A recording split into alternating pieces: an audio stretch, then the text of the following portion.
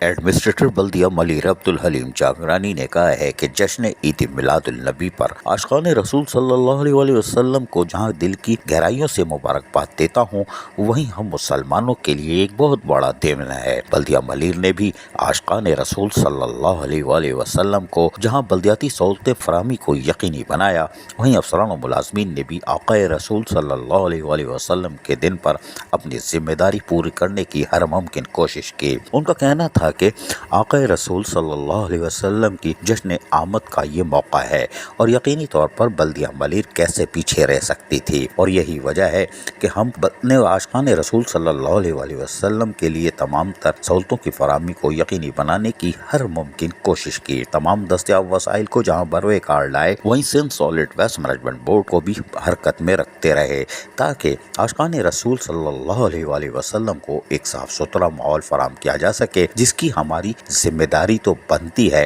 لیکن بحیثیت مسلمان یہ ہم پر لازم اور ملزوم تھا، اور ہمارے افسران و ملازمین پر بھی، جس کا حق ادا کرنے کی ہم نے کوشش کی اور یقینی طور پر ہم کوشش کر سکتے ہیں۔ تاہم اپنے پیغام میں مزید انہوں نے کیا کہا، سنیے انہی کی زبانی۔ ہماری طرف سے پورے عالم اسلام اور سونی دھرتی پاکستان کے سب باسیوں کو عید میلاد النبی مبارک ہو۔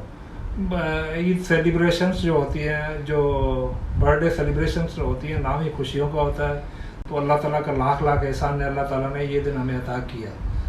اللہ تعالیٰ ہمیں حضور کا ذکر، اس بابرکت موقع پہ حضور کا ذکر، اپنا شکر ادا کرنے کی توفیق عطا فرمائے، اس دعا کے ساتھ کہ وطن عزیز تا قیامت سلامت رہے۔ شکریہ۔ ایڈمنسٹریٹر بلدیہ ملیر عبدالحلیم جاگرانی نے یقینی طور پر کوشش کی ہوگی، اور آج جس موقع پر جو اپنا پیغام دیا ہے، اس سے لگتا ہے کہ آنے والے دیگر تہواروں پر بھی بلدیہ ملیر اپنا کردار ادا کرے گی۔ عزیز عارف کے VS بلدیہ نیوز کراچی۔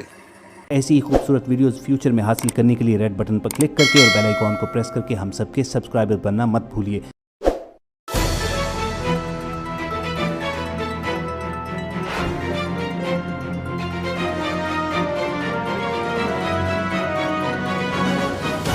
KBS بلدیاتی نیوز۔